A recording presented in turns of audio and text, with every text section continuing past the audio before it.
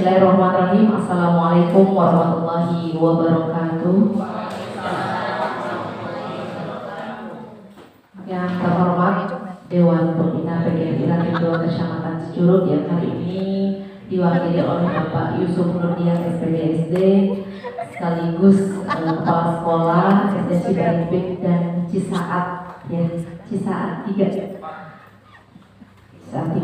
yang kami hormati seluruh ketua PGRI Ranting 2 Kecamatan Cicurug, Bapak Khalid Jailani yang hari ini beliau tidak bisa bersama dengan kita dikarenakan sakit. Kita doakan bersama mudah-mudahan beliau dapat kembali beraktivitas dan sehat seperti sedia kala, serta seluruh jajaran pengurus Ranting PGRI Ranting 2 Kecamatan Cicurug, serta ibu dan bapak yang kami hormati. Puji dan syukur adalah kita panjatkan kehadirat Allah Subhanahu wa Ta'ala atas nikmat dan karunia-Nya pada kesempatan yang berbahagia ini, hari Senin tanggal 31 Oktober 2022. Kita dapat bersama dalam acara rapat Ranting 2 Kecamatan Cicurug, sekaligus diseminasi budaya positif dari kami selaku calon guru penggerak angkatan 6 Kabupaten Sukabumi. Ada saya Nurdiatul Hasanah dan rekan saya Ibu Yunita Sari. Mohon izin kepada Ibu dan Bapak, mungkin rangkaian acara ini sekaligus silaturahmi ya untuk ranting kita, karena mungkin ini perdana ya, meskipun tidak semua hadir. Tak lupa selawat dan salam semoga tercurah limpahkan kepada Nabi Muhammad SAW. Hadirin yang kami hormati, mengawali acara ini marilah kita dengar bersama lantunan ayat suci Al-Quran yang akan dibacakan oleh Bapak Muryadi SPD. Disilakan. Assalamualaikum warahmatullahi wabarakatuh.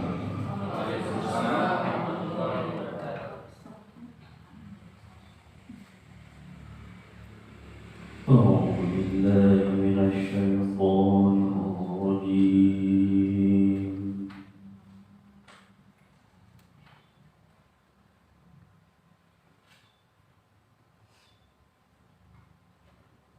بسم الله الرحمن الرحيم.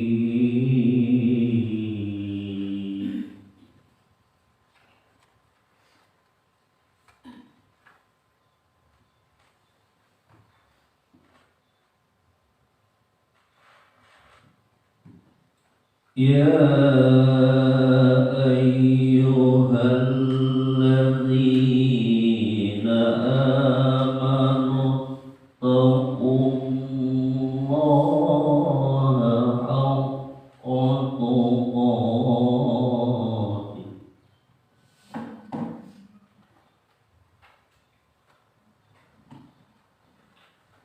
ولا تموتن إلا وأنتم مسلمون.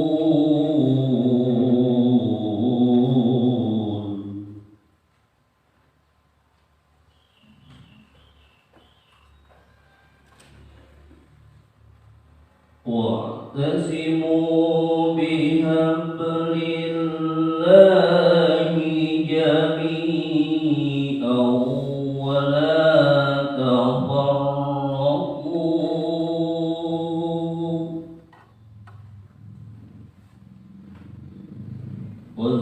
واذكروا نعمة الله عليكم إذ كنتم أعداء فألف بين قلوبكم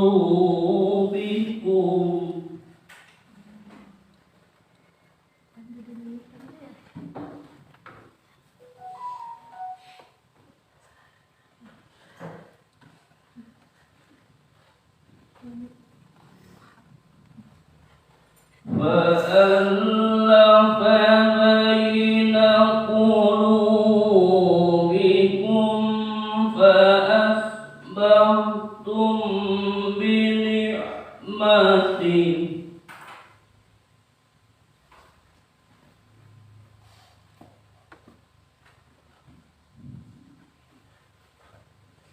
فأصبحتم بنعمته إخوانا وكنتم على شفا حفرة من النار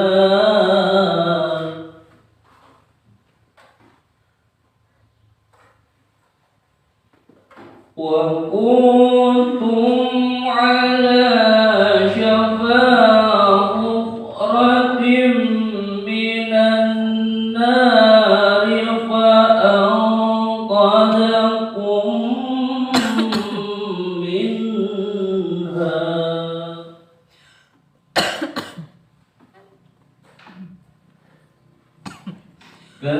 كذلك يبين الله لكم آياته لعلكم تهتدون.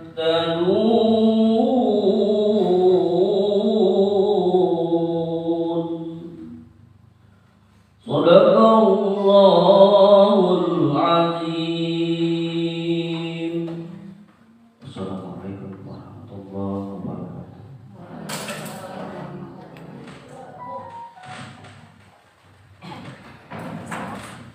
Terima kasih kami sampaikan kepada Bapak Nuriyadi. Semoga kita senantiasa diberi keberkahan dengan mendengarkan ayat suci Allah yang sudah dibacakan. Amin ya rabbal alamin.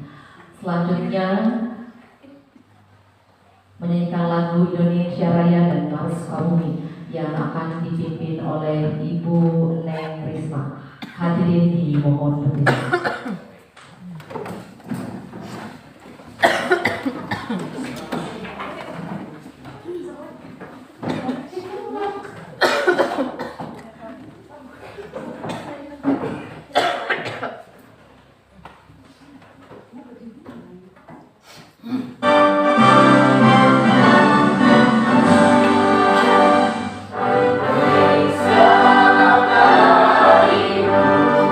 Tanahku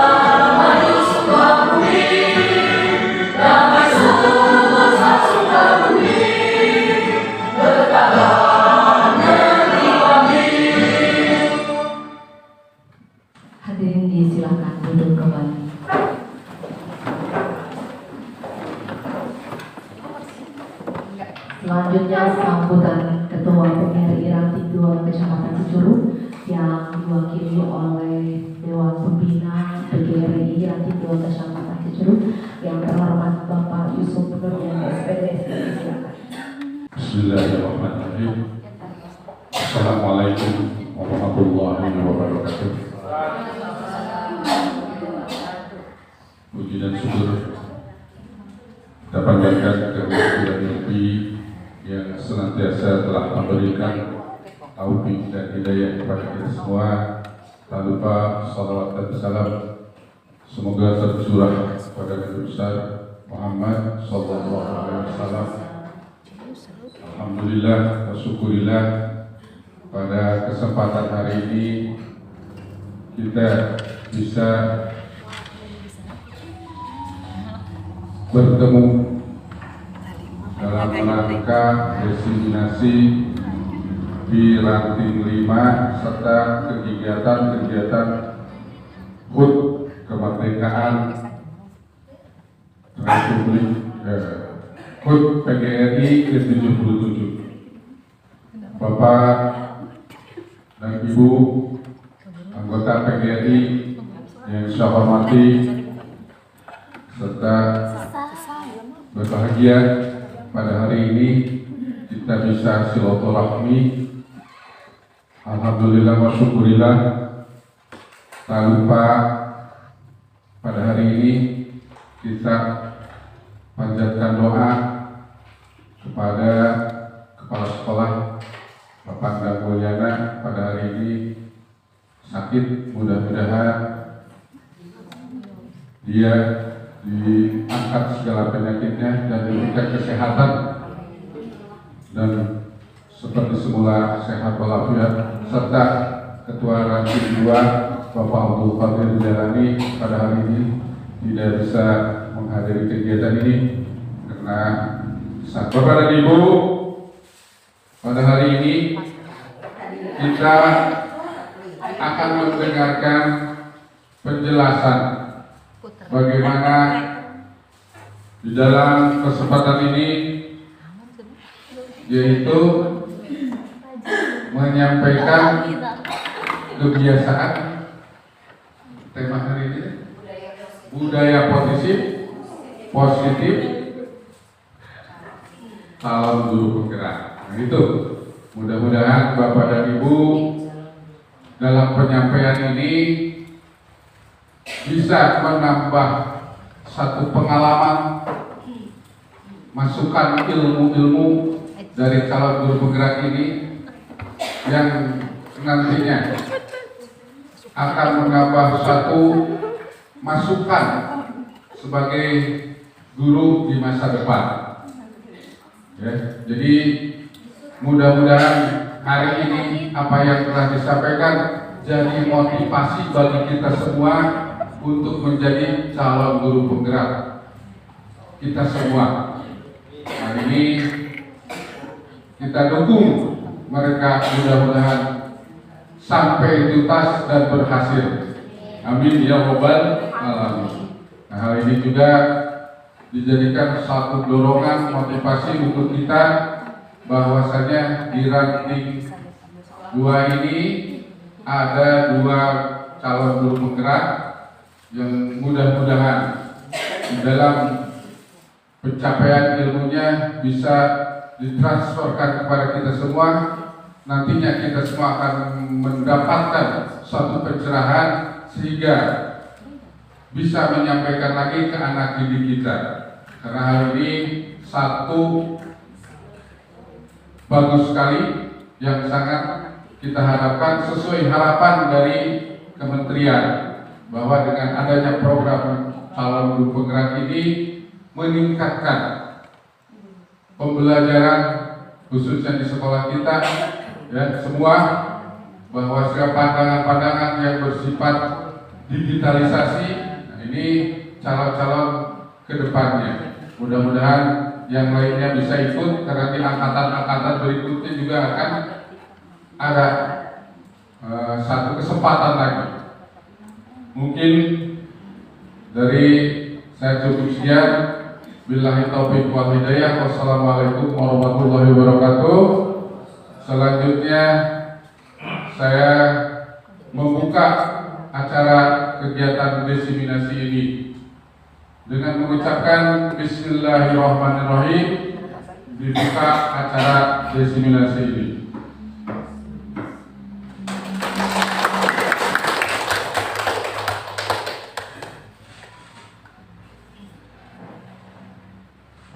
Baik, terima kasih kami sampaikan kepada Bapak Yusuf Nurlian yang sudah membuka acara rapat PGRI Ranting 2 Kecamatan Curug sekaligus diseminasi budaya positif yang akan kami sampaikan selaku calon guru putra.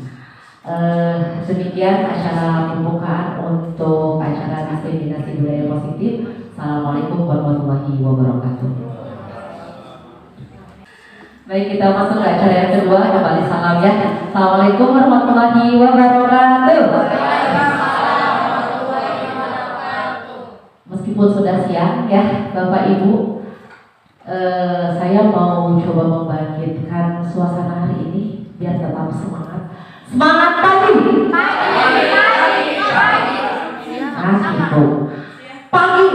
Pagi, yes. Nah, semangatnya tetap pagi ya, meskipun sudah siang. Oke, pakai yes belakangnya.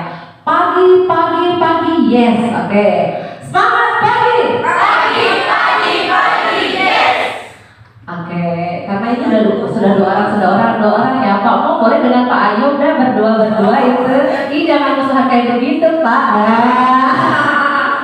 Kalau teman-teman di rekan saya di SD mungkin udah tahu ya, tapi sama-sama biar lebih semangat. Kalau saya bilang bersatu kali berarti bernya ke kanan ya, saudara ibu. Kalau berdua kali berarti ber. Ya, contohkan dulu ya. Oke. Bersatu kali berdua kali bertiga kali berkali-kali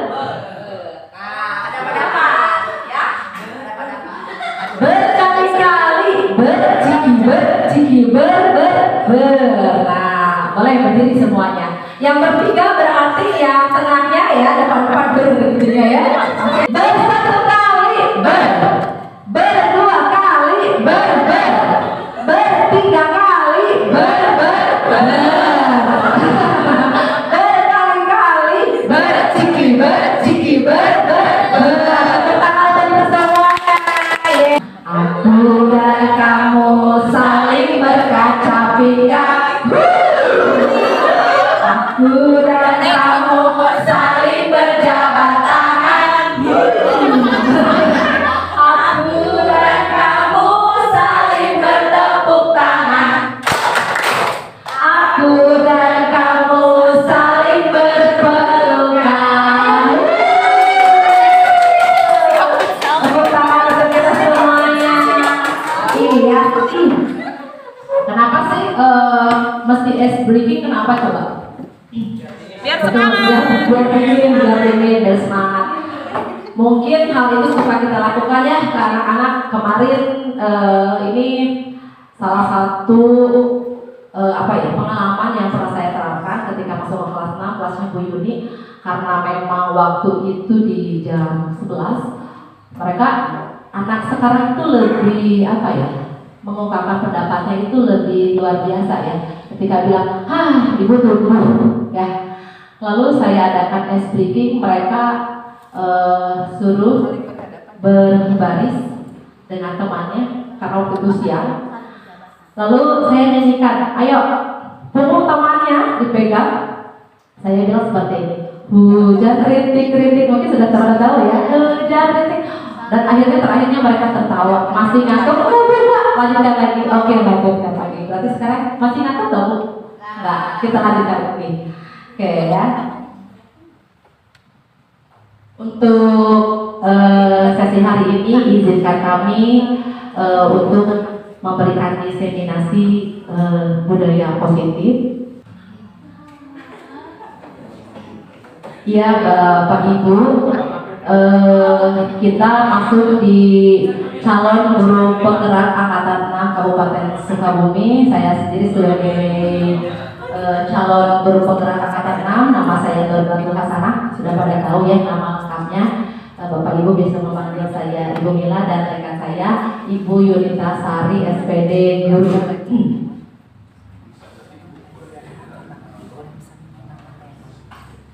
Kita masuk di angkatan ke-6, sebetulnya kalau di Kabupaten Sukabumi masuk di angkatan 2. Karena Kabupaten Sukabumi itu baru meluluskan angkatan pertama, tapi masuk di angkatan 3 untuk seluruh Indonesia. Tetapi angkatan 3 itu merupakan angkatan pertama di Kabupaten Sukabumi, dan angkatan ke-6 merupakan angkatan kedua di Kabupaten Sukabumi. Kalau seluruh Indonesia berarti angkatan ke-6.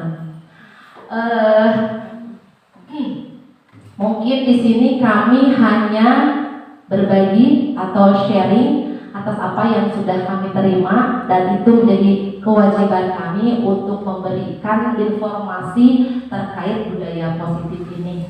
Sebetulnya budaya positif ini kita selalu laksanakan di sekolah kita masing-masing ya Bu. Mungkin ini hanya sebagai pengingat kembali ya, agar giroh kita, semangat kita sebagai pendidik tetap dipush menjadi semangat yang asalnya biasa menjadi luar biasa, yang asalnya sedikit menjadi banyak, yang asalnya lupa menjadi ingat kembali. Mungkin ada yang bisa menjabarkan sedikit apa sih itu? Did you know apa itu budaya positif? Ada yang sudah tahu? Silakan kita berbagi, kita sharing. Budaya positif contohnya apa sih? Sebagai contohnya apa? Salam, luar biasa untuk wakil ketua kita salam, betul budaya positif ya. Karena kita juga sering ketika masuk di ruang kantor, ketika pertama kali bertemu, salam. Yang paling mudah adalah senyum, ya. Jadi inner beauty-nya seorang guru itu senyum, ya, senyum dari hati, ya. Jadi bisa dilihat itu salah satu budaya positif, ya paling mudah, ya. Bahkan hadis Rasulullah mengatakan bahwasanya tabassumuka fi wajhi akhika laka sadaqatun. Senyummu di hadapan saudaramu adalah sedekah. Ya, itu yang paling sangat mudah. Senyum, salam, sopan, satu, tapi jangan berlebihan ya senyumnya ya, dimana senyum aja ya, aduh luar biasa. Oke, next, itu salah satu contoh budaya positif. Kita lanjutkan. Nah, sebagai gambarannya, coba Bapak Ibu saling berhadapan-hadapan kembali, lepaskan semua yang ada di genggaman Bapak Ibu, lalu kepalkan kedua tangan Bapak Ibu. Ayo berhadapan-hadapan kembali, kepalkan, saling berhadapan. Silakan tunjuk siapa yang mau menjadi A, siapa yang mau menjadi B. Yang menjadi A berarti dia yang mengepalkan tangannya. Yang menjadi B berarti dia yang membuka kepalanya. Nah, silakan tentukan dulu siapa yang menjadi A, siapa yang menjadi B. ABC.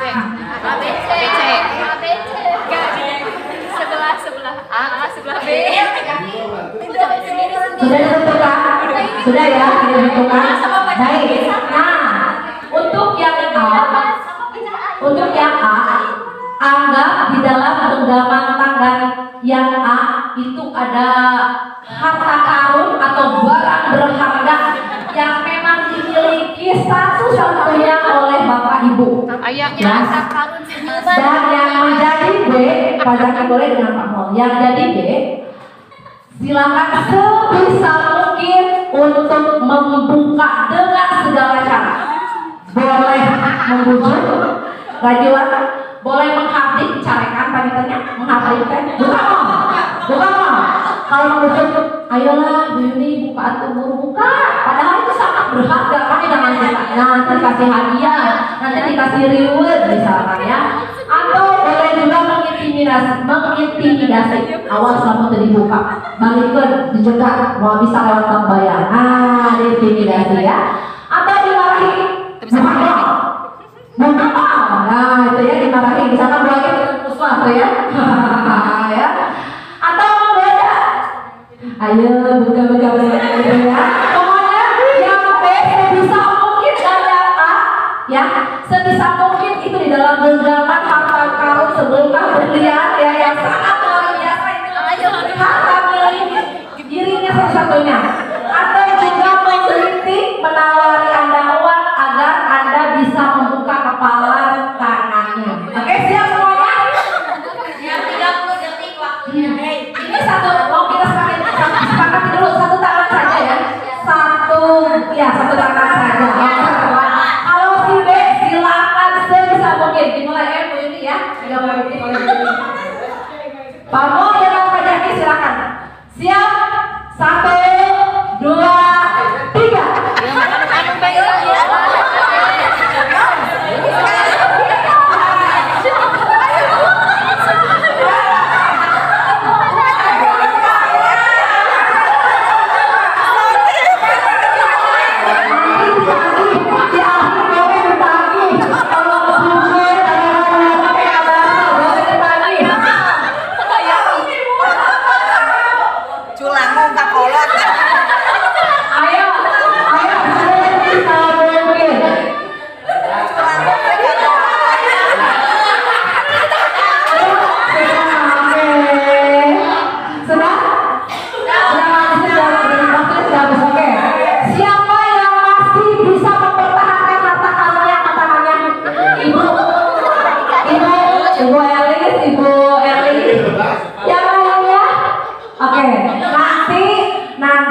Yang dilepas dan yang masih mempertahankan mohon bisa berbicara apa alasannya atau siapa sih yang bisa membuka genggaman tangan ini tuh ya. Ayo coba saya mau tanya dulu ke Ibu Alis kita Ibu ya. Oke Ibu, kira-kira yang bisa membuka genggaman harta karun di tangan Ibu itu siapa? Hanya anakku. Sendiri bisa membuka tidak? Kalau Ibu sendiri bisa membukanya? Bisa, oke. Bu Eli? Pasti sama uang di tas. Aku sendiri, berarti dengan gaya dirinya sendiri. Oke. Sekarang yang membuka, siapa tadi yang membuka? Buati. Buati apa? Berarti kenapa? Kenapa alasan Buati yang terbuka karena apa? Kiranya koneng ama eta mah. Ya. Woi. Lagi dengan Paul dibuka juga. Dibuka. Siapa yang membuka? Oh, ya. Alasan lagi membuka dengan tangan.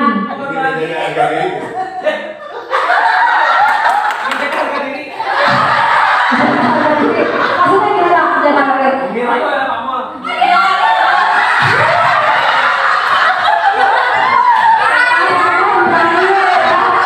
Jadi berbagai alasan mengapa tangan itu bisa dibuka dan tidak.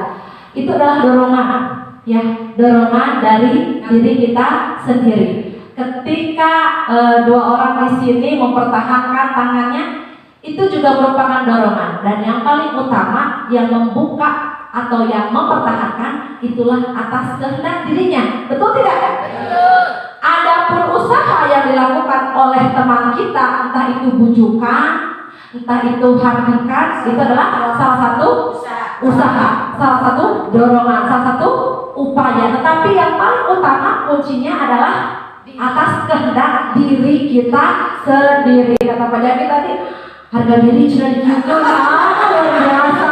Berarti kan itu atas apa? Kehendak dirinya sendiri. Dia tidak mau kan kalau sampai seperti bukan dilecehkan mungkin ya. Tapi salah satu upaya Pak Nur luar biasa. Oke.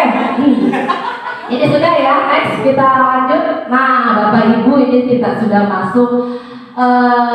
Bahwasanya Dr. William Glazer itu merusak beberapa miskonsepsi tentang makna kontrol, ya. Pertama, ilusi guru mengontrol murid, betul nggak? Iya, jadi selama ini betul nggak sih ilusi bahwa guru itu mengontrol murid, betul nggak? Betul. Yang kedua, ilusi bahwa kritik dan membuat orang dewasa, orang merasa bersalah dapat menguatkan karakter. Jadi kalau dikritik atau mendengar ilusi bahwa kritik yang membuat orang merasa bersalah. Kalau dikritik, kita dikritik nih, dikasih masukan, merasa diri kita merasa bersalah, tapi di lain itu bisa menguatkan karakter kita, betul apa enggak? Lalu selanjutnya ilusi bahwa semua penguatan positif efektif dan bermanfaat. Penguatan positif dapat membuat kita efektif dan juga memberi manfaat, betul tidak? sekali. Ilusi bahwa orang dewasa memiliki hak untuk memaksa, betul atau tidak? Nah, ini sebetulnya miskonsepsi terhadap kontrol yang selama ini membudaya. Betul gak? Kita seringkali membuat ilusi guru mengontrol murid. Iya gak? Padahal murid bisa dikontrol? Tidak, karena dia juga butuh untuk mempertahankan dirinya sendiri. Ibu dan Bapak, untuk di seminasi ini nanti kami akan bagikan, kami akan share ya file yang kami punya.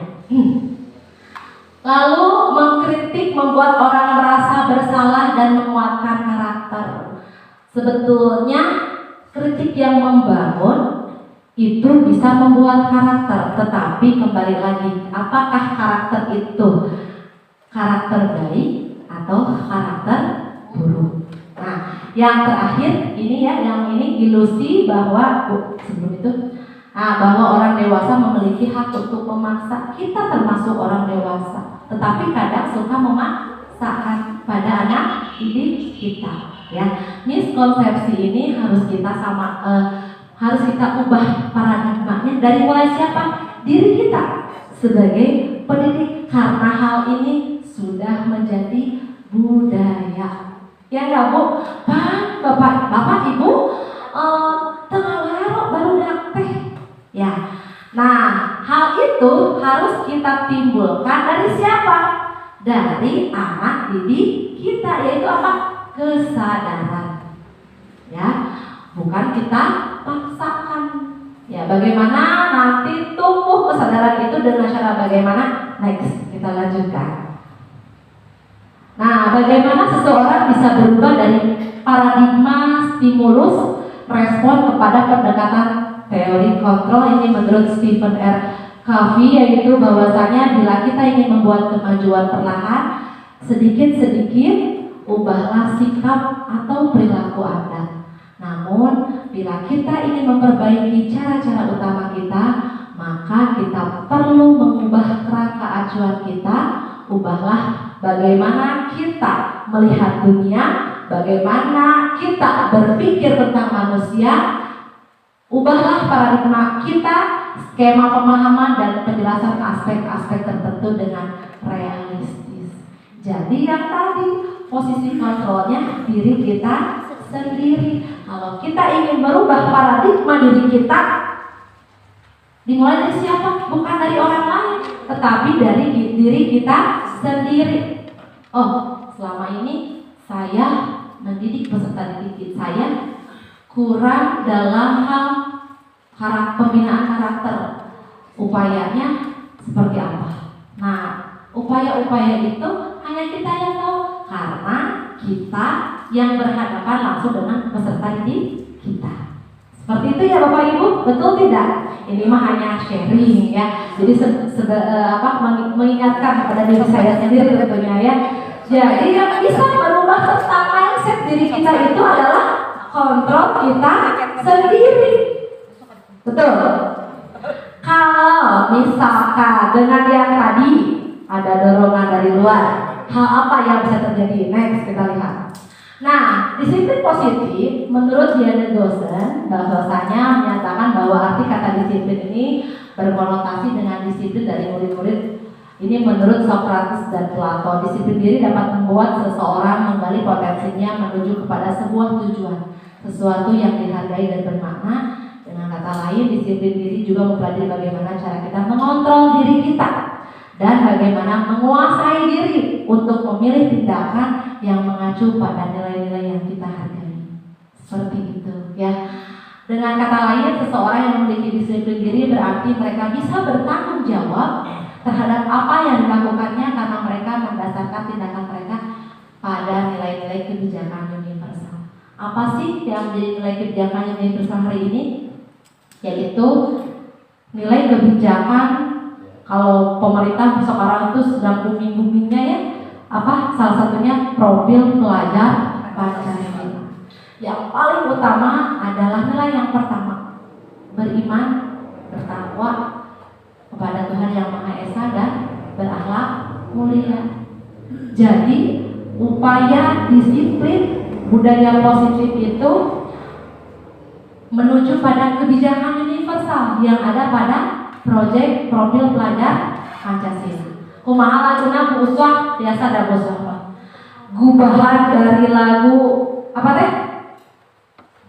Pelajaran becak ya, bisa sama-sama kayak dulu biar lebih semangat. 1, 2, 3. Pelajar Pancasila beriman dan bertakwa pada Tuhan Yang Esa dan berakhlak mulia, berkebinekaan global, gotong royong mandiri, kreatif dan bernalar kritis, kreatif dan bernalar kritis. Terus apa?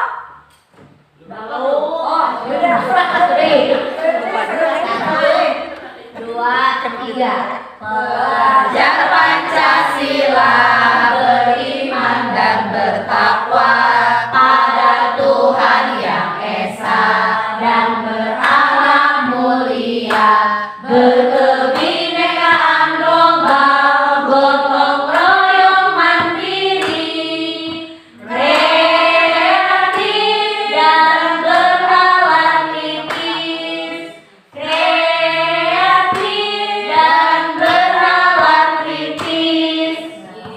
Oke, tepuk tangan untuk kita semuanya ya, untuk lebih mudah menghafal ya buat anak-anak, karena ini merupakan proyek kita. Sebetulnya nilai kebajikan universal itu sangat banyak ya, tetapi ini bermuaranya pada yang pertama, beriman, bertakwa dan berakhlak mulia. Insya Allah ke bawahnya berkebinekaan global, bergotong royong, kreatif, bernalar kritis dan juga mandiri bisa dilakukan ketika budaya positif itu bisa dilaksanakan. Oke, next.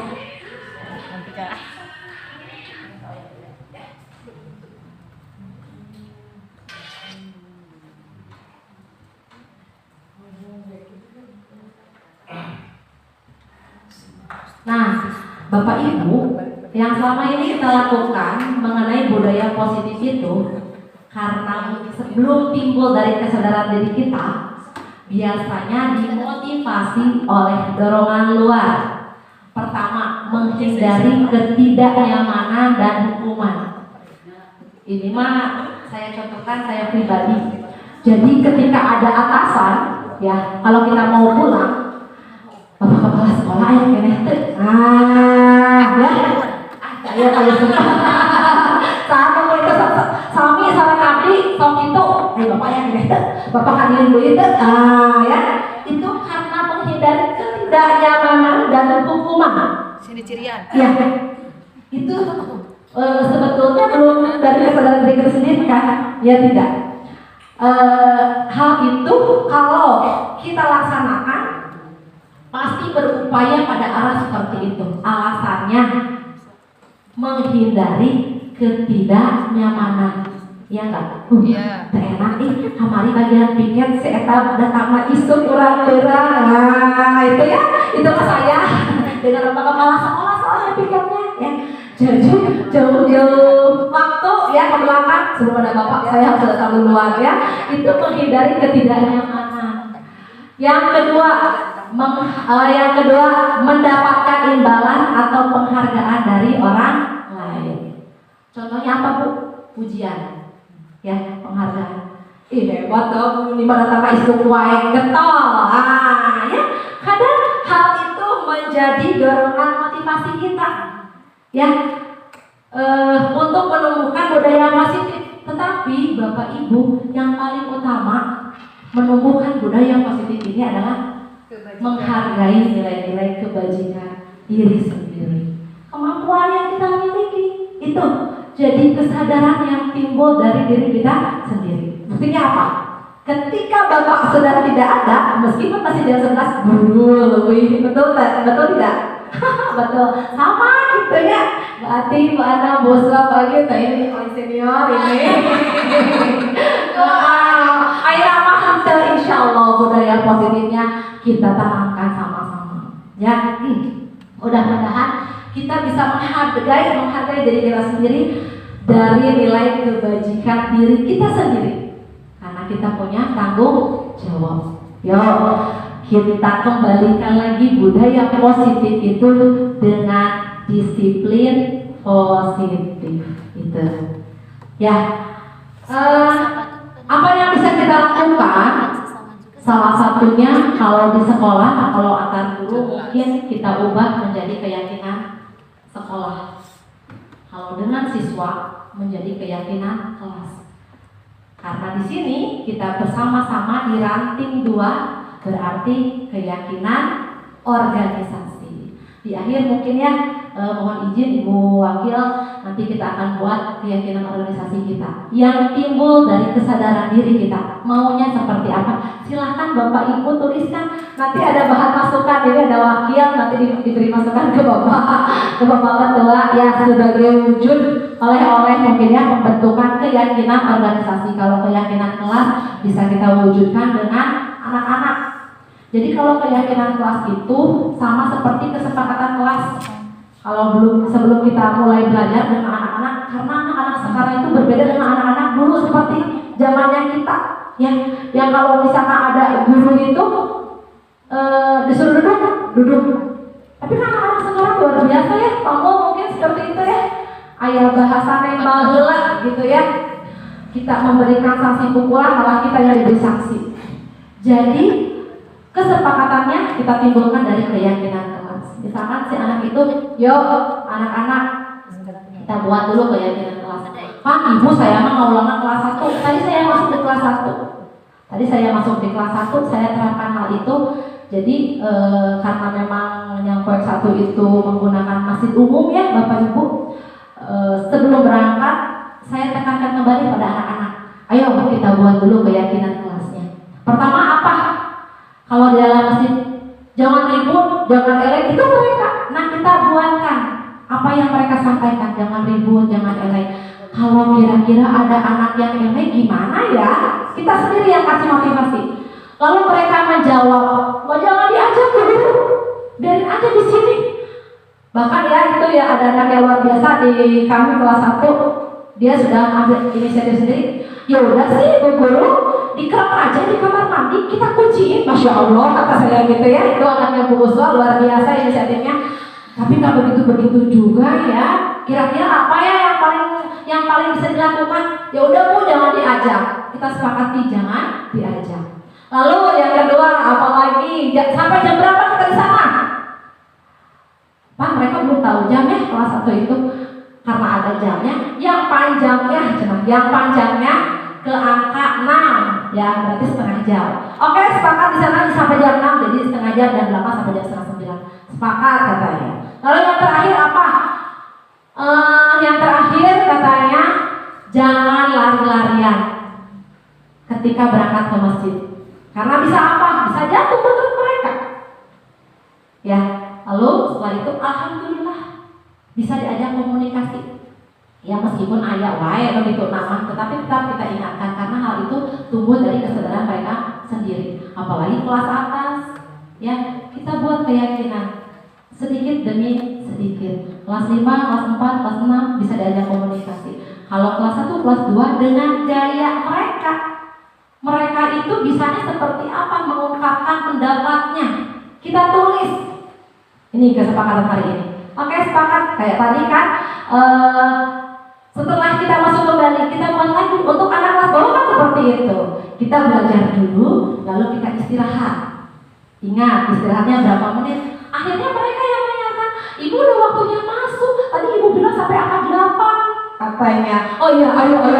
Karena sayanya masih di kantor. Itu yang menjadi keyakinan kelas. Nah, kalau keyakinan sekolah berarti ibu, bapak dengan kepala sekolah. Alhamdulillah kalau di kita sudah ya didapat kemarin sebagai bentuk budaya positif di S1 Nyangkoek yang bagian piket mereka ibu dan bapak guru datang setengah 7 sudah menyapa anak-anak depan gerbang. Bahkan ketika awal-awal memang ada yang bertanya kalau ibu kenaon di dia, ada yang seperti itu ya. Tapi alhamdulillah sama ya ada yang seperti itu ya ibu. Alhamdulillah luar biasa, itu membangkitkan semangat anak-anak. Alhamdulillah ya. Terus sampah ya bu, sampah milikku, sampahku milikku itu luar biasa ya, meskipun belum membudaya semuanya, tetapi memang harus diingatkan itu budaya positif yang harus kita lakukan next. Nah ini sudah mungkin ya. Nah keyakinan kelas itu bersifat lebih abstrak ya ibu, beda dengan peraturan sekolah. Kalau peraturan sekolah itu sudah tertera ya, ada poin di mana peraturan sekolah itu jika melanggar ada poin yang harus dilakukan oleh anak tersebut. Kalau keyakinan kelas itu bersifat abstrak, jadi bahasanya juga bahasa mereka, bahasa anak-anak. Ya mungkin kalau misalkan Bu Atima kemarin bilang yang keluar nanti, nah itu salah satu keyakinan kelas. Yang keluar nanti anak-anak silakan membaca surat makin bertanggung-tanggung apa yang kamu bisa, ya kan? Jadi diituin lagi ke anak-anak. Alail, Atori, apalagi Asyamsi, Al-Buruj, kan mereka seperti itu ya. Keyakinan kelas berupa pernyataan-pernyataan universal, keyakinan kelas juga senantiasa dibuat dalam bentuk positif ya. Jadi kalau kita memberi hukuman itu yang positif, ada nilai plusnya atau bermakna. Jangan sampai kita memberikan misalkan anak-anak pelanggar itu kayak tadi ya, ada anak kelas 1 udah aja keren di kamar mandi, itu kan sebetulnya tidak bermakna itu ya. Tapi kalau misalkan baca surat atau coba niat sholat duhur untuk kelas bawah, sebetulnya kelas atas juga kadang masih balelo ya, doa sesudah wudhu gitu ya balik ya, ada seperti itu. Ya lanjut, keyakinan kelas hendaknya tidak terlalu banyak sehingga mudah diingat dan dipahami oleh semua warga kelas. Keyakinan kelas sebaiknya sesuatu yang dapat diterapkan di lingkungan tersebut, jadi disesuaikan dengan kemampuan anak-anak juga. Semua warga kelas hendaknya ikut berkontribusi dalam pembuatan keyakinan kelas lewat kegiatan curah pendapat, bersedia meninjau kembali keyakinan kelas dari waktu ke waktu. Jadi kayak tadi kalau kelas 1 kan jedanya dari jam berapa sampai jam berapa, kita masuk ke pembelajaran berikutnya kita keluar lagi. Kalau kelas 1, kelas 2 yang notabene belum bisa konsentrasi lama-lama ya, kalau kelas atas kan biasa sama temannya kan suka diingatkan gitu. Next. Ya, prosedur pembentukan keyakinan kelas adalah mempersilahkan warga sekolah atau murid-murid sekolah untuk bersurah pendapat. Jadi kita mah hanya menstimulus, kalau bahasa kita mah pertanyaan pemantik lah ya. Yo anak-anak, kira-kira nih kita buat keyakinan kelasnya seperti apa? Kondusif gak? Kayak gitu ya.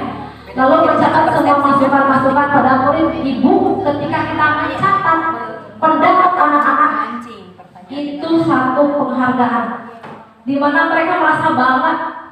Ya enggak, reward saya tidak langsung dituliskan. Tidak makan ketika belajar misalkan. Ada anak yang bilang seperti itu, makan ketika waktu istirahat. Ya, dituliskan pendapat saya. Itu menambah karakter kepercayaan dirinya. Tuh ya. Lalu sesuai keyakinan kelas, sesuai dengan proses pembentukan keyakinan sekolah atau kelas, gantilah kalimat-kalimat dalam bentuk negatif menjadi kalimat positif. Contohnya, jangan membuang sampah sembarangan. Jadi yang diingatnya apa coba? Sembarangan. Itu bagian akhirnya. Tapi ubahlah dengan buanglah sampah pada tempatnya. Ingatnya dari orang sampah tempatnya. Ya. Oke, selanjutnya pemaparan berikutnya akan disampaikan oleh Ibu Yunita Sari. Silakan. Yes. Baik Bapak Ibu, masih semangat? Semangat pagi? Pagi. Yes. materi selanjutnya yaitu tentang kebutuhan dasar manusia. Kita manusia ya, punya kebutuhan dasar. Anak-anak kita di kelas juga mempunyai kebutuhan dasar. Kebutuhan dasar manusia itu ada 5. Yang pertama bertahan hidup, kemudian cinta dan kasih sayang, serta merasa ingin diterima. Yang ketiga penguasaan, keempat kebebasan, kelima kesenangan. Contoh, ibu pernah tidak di kelas menemukan ketika masuk ke kelas pagi-pagi anaknya sudah leles, loyo? Sering. Nah, mungkin anak tersebut ketika di rumahnya ada kebutuhan dasar yang belum terpenuhi. Misalkan kebutuhan bertahan hidupnya belum terpenuhi, makanya ketika dia datang ke sekolah dia sudah merasa loyo, lemas. Bisa saja di rumahnya orang tuanya tidak menyediakan sarapan, sehingga dia tidak sarapan dulu datang ke sekolah, makanya lemas karena tidak sarapan. Atau mungkin kebutuhan dasar yang lain yang belum terpenuhinya, contohnya cinta dan kasih sayang atau ingin diperhatikan oleh gurunya. Jadi anak teh mencari apa? Perhatian kita, supaya kita lebih memperhatikan anak tersebut. Yang diperhatikan oleh ibu, makanya dia mencari perhatian gitu ya. Atau ada kebutuhan dasar penguasaan ya, misalkan dia teh usil. Ada kan anak yang suka usil ya? Di kelas ada tidak? Ada. Banyak. Biasanya, nah anak tersebut kebutuhan dasarnya itu, kebutuhan dasar penguasaannya itu belum terpenuhi. Jadi dia itu ingin diakui oleh kita sebagai anak yang hebat. Ya. Nah, kita harus merubahnya. Bisa menerimanya, bisa memenuhi kebutuhan dasar penguasaannya dengan yang positif. Atau mungkin kebebasannya, dia ingin merasa bebas melakukan apapun, tidak mau di noncet sundama garas gereh. Ya, dia ingin bebas berekspresi gitu di kelasnya. Atau kebutuhan kesenangannya, memang dia anaknya usil.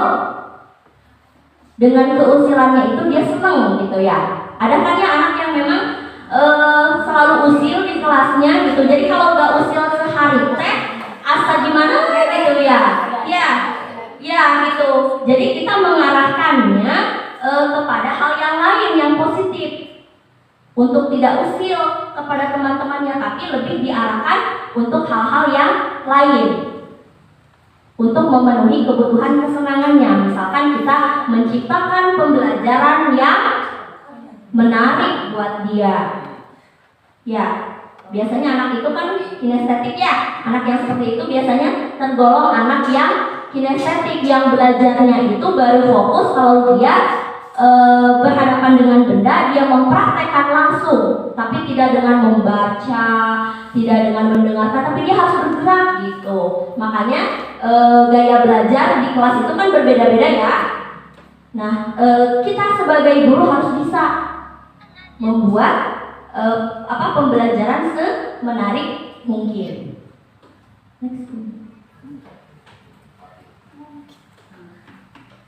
Nah, semua orang senantiasa berusaha untuk memenuhi kebutuhannya dengan berbagai cara. Kalau mereka tidak bisa mendapatkan kebutuhannya dengan cara yang positif, mereka akan mencoba mendapatkannya dengan cara yang negatif. Kebutuhan dasarnya itu kesenangan, dia senang. Tapi hal-hal yang untuk memenuhi kebutuhan dasar kesenangannya itu dengan cara usil, berarti dengan cara yang negatif. Bagaimana kita bisa mengubah hal tersebut menjadi hal yang positif, lebih diarahkan.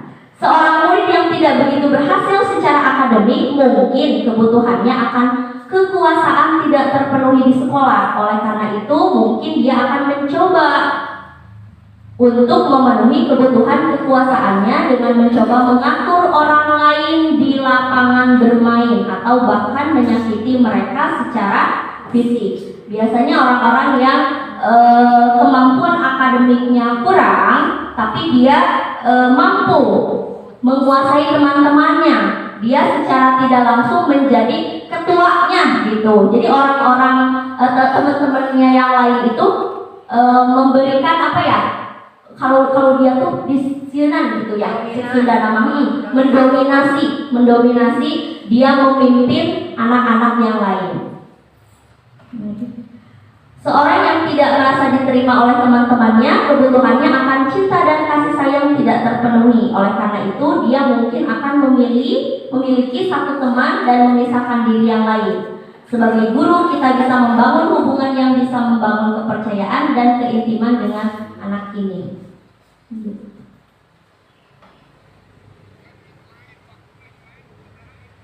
Nah, tadi Ibu dan Bapak sudah mencoba membuka genggaman tangan temannya ya. Ada yang tidak dibuka genggamannya, ada yang dibuka. Nah, itu termasuk ke dalam posisi kontrol. Siapa yang bisa mengontrol diri kita? Hanya diri kita sendiri. Posisi kontrol kita sebagai guru, nah itu ada 5. Pertama, penghukum. Masih adakah di sini guru yang penghukum? Ada ya? Iya Bu, termasuk saya juga menyadari seperti itu. Tapi saya ingin berubah setelah mendapatkan pembelajaran ini. Posisi penghukum, kedua pembuat merasa bersalah. Jadi Ibu posisinya pembuat merasa bersalah. Yang ketiga posisi sebagai teman, keempat pemantau, kelima manajer. Kira-kira posisi kontrol yang baik yang mana? Yang mana? Teman. Kita ini ya satu-satu ya. Kita cek satu-satu. Nah, posisi kita sebagai penghukum, ciri-cirinya biasanya guru penghukum itu nada suaranya tinggi, bahasa tubuhnya, matanya melotot, dan jari menunjuk-nunjuk. Iya, menunjuk-nunjuk. Kemudian perkataan yang terlontarnya itu patuhi aturan saya atau awas kamu. Nah, itu berarti guru penghukum. Kemudian kamu selalu saja salah. Yang ketiga selalu pasti selalu yang terakhir selesai. Itu salah satu contoh perkataan yang dilakukan oleh guru penghukum. Kira-kira bagus tidak Bu? Iya, saya juga merasa Bu kemarin-kemarin seperti itu. Situasional, iya. Hasilnya, ya hasil anak kalau kita menghukum seperti itu, kemungkinan murid tersebut marah dan mendendam atau bersifat agresif. Jadi sampai rumah orang jadi anak itu jadi dendam dia, misalkan dicarekan ke kamu, kesel coba teh. Bisa jadi ketek ban motor itu dikempesan. Ya. Nah, bisa jadi sesudah kembali duduk, murid tersebut akan mencoret-coret bukunya atau meja tulisnya. Lebih buruk lagi sepulang sekolah, murid melihat motor atau mobil bapak ibu guru dan akan menggores kendaraan tersebut dengan paku. Bisa jadi ya. Nah, ini posisi yang harus dihindari. Yang kedua, next. Kedua, posisi pembuat merasa bersalah. Ciri-ciri guru dengan posisi kontrol pembuat merasa bersalah adalah nada suaranya memelas atau halus atau sedih, bahasa tubuhnya merapat pada anak dan lesu. Perkataannya nih biasanya, ibu sangat kecewa sekali dengan kamu. Nah, kalau anak berbuat salah, ibu sangat kecewa sama kamu. Ya, terus berapa kali bapak harus memberitahu kamu ya? Gimana coba kalau orang tua kamu tahu kamu berbuat begini? Orang tua kamu kira-kira bakalan seperti apa? Nah, itu contoh posisi guru sebagai pembuat merasa bersalah. Hasilnya nanti kalau kita melakukan hal Murid akan merasa bersalah. Bersalah telah mengecewakan ibu atau bapak gurunya. Murid akan merasa menjadi orang yang gagal dan tidak sanggup membahagiakan orang lain. Jadi dia itu akan selalu tertanam pada dirinya, saya ini orang yang gagal. Sifatnya terganggu. Iya, terganggu seperti itu. Yang ketiga tadi posisi teman ya, kata Pak Mu, posisi teman yang bagus katanya. Nah kita lihat ciri-ciri posisi kontrol sebagai teman, ada suaranya ramah, akrab, dan bercanda. Bahasa tubuhnya merapat pada murid, mata dan senyum jenaka. Perkataannya gini, ayo bantulah demi bapak ya. Ayo ingat tidak bantuan bapak selama ini. Ya sudah, kali ini tidak apa-apa, nanti ibu bantu bereskan. Jadi kalau misalkan ada permasalahan, misalnya ada guru yang tidak masuk nih, Pak Jaki ya, Pak Mul termasuk, kelasnya Pak Mul diajar sama Pak Jaki, cek Pak Jaki teh. Hayo aku baru udah kerjakan. Ulah kalau wae bapak bisa dicarekan ke kepala sekolah. Nah itu salah satu contoh sebagai posisi kontrol sebagai teman. Hasilnya nanti seperti apa? Murid akan merasa senang dan akrab dengan guru. Ini termasuk dampak yang positif. Hanya saja di sisi negatif murid menjadi tergantung pada guru tersebut. Jadi akan membuat ketergantungan. Kalau misalkan tidak ada pajaki, misalkan diganti oleh guru yang lain, maka belum tentu anak tersebut bisa. Ya, bisa seperti itu. Kira-kira baik tidak? Kira-kira baik tidak? Situasional. Ya, next yang keempat. Posisi pemantau. Ciri-cirinya nada suaranya datar, bahasa tubuh formal, perkataannya, peraturannya apa ya? Keyakinan kelasnya apa ya? Apa yang telah kamu lakukan? Sanksi atau konsekuensinya apa? Kamu melakukan hal seperti itu, konsekuensinya apa? Coba Bapak tanya, konsekuensinya apa? Ingat gak? Nah itu contoh dari posisi pemantau. Hasilnya, murid memahami konsekuensi yang harus dijalankan karena telah melanggar salah satu peraturan sekolah. Guru tidak menunjukkan suatu emosi yang berlebihan, menjadi marah atau membuat merasa berbuat salah. Murid tetap dibuat tidak nyaman karena dia melakukan konsekuensi itu. Dia misalkan kabur. Konsekuensi kalau kabur misalkan mengerjakan tugas tambahan, tidak istirahat. Nah, misalkan Pak Mul yang melakukannya, yang melakukan posisi kontrol pemantau. Pak Mul tidak marah-marah sama anak tersebut, ya, tidak merasa membuat anak tersebut bersalah, tapi posisi pemantau ini ke anak tersebut itu tetap membuat tidak nyaman. Anak itu tidak mendapat istirahat, ya. Anak tersebut tidak istirahat, tapi dia harus mengerjakan tugas tambahan, gitu. Yang terakhir adalah posisi manajer.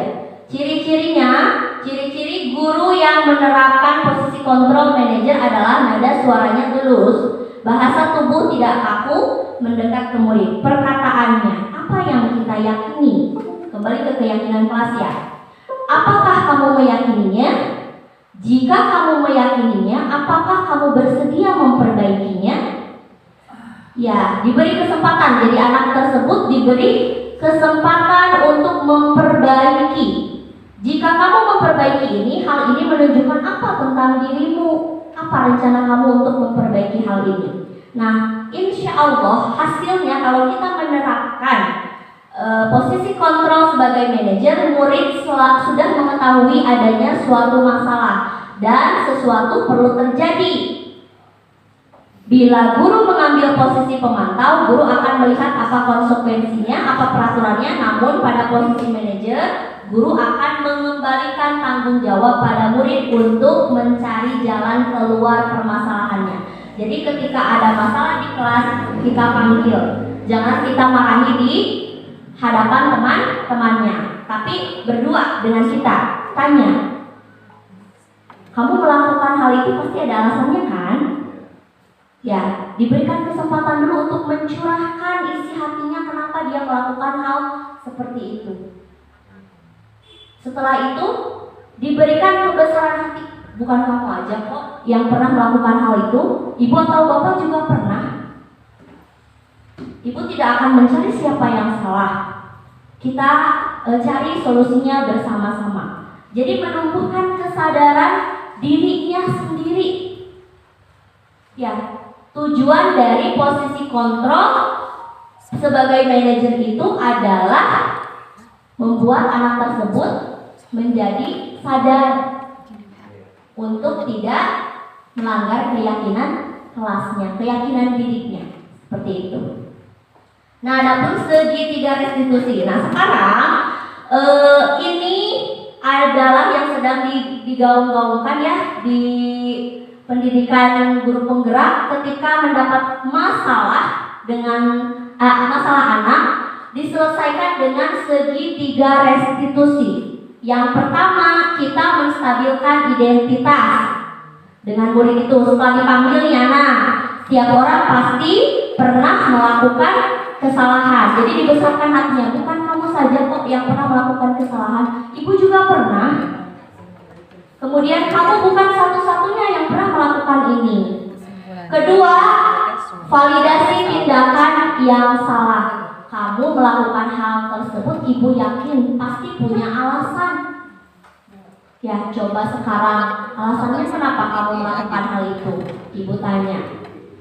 Nanti anak kan mengungkapkan pendapatnya ya, kenapa dia melakukan hal itu. Adakah cara yang lebih efektif untuk mendapatkan apa yang kamu butuhkan? Yang ketiga, menanyakan keyakinan. Keyakinan apa yang telah kita sepakati? Kemudian kamu ingin menjadi orang yang seperti apa? Setelah keyakinan itu dia yakini, kira-kira kalau kamu meyakini hal tersebut, kamu akan menjadi orang yang seperti apa? Nanti anak tersadar, sadar sendiri. Nah, ini yang tadi sudah dijelaskan ya. Menstabilkan identitas itu bagian dasar dari segitiga bertujuan untuk mengubah identitas anak dari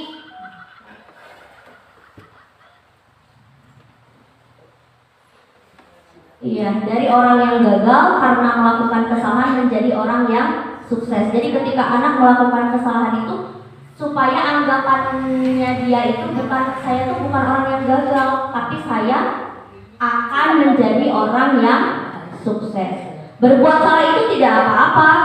Kita yakini kepada mereka kalau berbuat salah itu hal yang manusiawi. Tapi bagaimana cara kita untuk menyelesaikan masalah tersebut? Seperti itu. Nah, memvalidasi tindakan yang salah. Nah, udah. Sebagai penutup kita akan mencoba, kesimpulannya dulu. Jadi kesimpulannya, budaya positif itu merupakan perwujudan dari nilai-nilai atau keyakinan universal yang diterapkan di sekolah. Membangun budaya positif dimulai dari perubahan paradigma yang timbul dalam kesadaran setiap individu dan membangun komitmen serta kolaborasi dengan seluruh warga sekolah. Tentunya membangun budaya positif kita tidak bisa sendiri ya, Bapak Ibu ya. Harus kompak seluruh warga sekolah. Kalau hanya satu guru yang ingin membangun budaya positif, maka tidak akan bisa. Tapi harus seluruhnya dengan kepala sekolah, dengan anak-anak. Hal ini tidak akan 100% langsung ya, tidak semudah membalikkan telapak tangan, tapi berproses tentunya sedikit demi sedikit. Yang penting ada perubahan. Ya. Siap Bapak Ibu menumbuhkan budaya positif di lingkungan sekolah kita, siap? Siap. Mulai dari diri kita sendiri dulu. Ya, anak-anak akan mencontoh.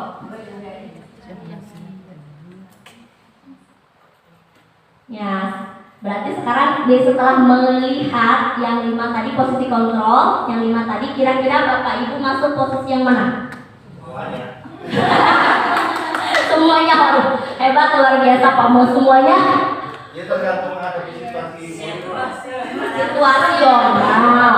Berarti situasional Bu Mila. Ada kalanya Pak Mul menjadi guru yang penghukum, ada kalanya menjadi guru yang membuat merasa bersalah, ada kalanya menjadi teman bagi muridnya, ada kalanya menjadi pemantau, dan ada kalanya menjadi manajer. Nah, setelah mempelajari ini, kira-kira Bapak Ibu akan menjadi orang yang seperti apa? Guru yang mana? Hidup punya Setelah mempelajari ini mau yang mana nih? Yang diterapkan? Yang manajer ya. Siap ya? Iya. Jadi ketika anak berbuat salah jangan bilang kamu salah. Nah, jangan awas jangan kayak begitu. Nah, tapi anaknya dipanggil dulu oleh kita. Ya, diselesaikan dengan segitiga restitusi tadi. Insya Allah anak akan tumbuh kesadaran pada dirinya sendiri. Naon punyanya? Sekarang kita buat keyakinan organisasi ya. Kan Bapak Ibu juga tahu anggota kita berapa jumlahnya? Ranting 2 kurang lebih 50 ya. 49 tuh kata Ibu Wakil, anggotanya 49. Sebentar lagi kita akan menghadapi yang namanya apa? Apa tuh? Perlombaan. Ya, perlombaan dalam rangka memperingati HUT PGRI. Iya. Kita buat keyakinan organisasi. Kita tanggung jawab pada diri kita sendiri. Ketika kita sudah menyatakan siap, berarti kita juga harus siap dengan konsekuensinya tuh. Hidup Bu Wakil. Harus siap dengan konsekuensinya. Kira-kira keyakinan organisasinya mau yang seperti apa? Tadi kalimatnya harus positif. Lamun contoh di kelas saya mah ke anaknya jangan membuang sampah sembarangan. Nah, itu hindari, tapi diganti dengan kalimat yang positif. Buanglah sampah pada tempatnya. Ya. Buanglah mantan kepada temannya. Sodakoh ke atuh eta. Kemarin Don Amin. Ayo ditulis satu, nanti kita ini. Gak usah diberi nama. Gak usah diberi nama, Mulyadi gak usah. Kamu tulis aja keyakinan organisasi yang ingin Pak Mul curahkan itu apa. Alhamdulillah sudah selesai ya untuk acara diseminasinya. Mungkin dilanjutkan pada acara lain-lain. Jadi ada informasi dari pengurus ranting yang harus kita simak bersama Bapak Ibu. Sekian yang dapat kami sampaikan, semoga bermanfaat ya. Tentunya untuk saya pribadi, umumnya untuk Bapak Ibu semuanya, dan mudah-mudahan kita bisa menjalankan amanat kita sebagai pendidik ya, merubah dari yang buruk menjadi lebih baik. Amin ya robbal alamin. Dan senantiasa kita digolongkan menjadi manusia yang bermanfaat. Amin. Sekian, kita tutup dulu untuk acara diseminasi ini. Mohon maaf atas segala kekurangannya. Assalamualaikum warahmatullahi wabarakatuh. Waalaikumsalam Selanjutnya warahmatullahi kami wabarakatuh. silakan kepada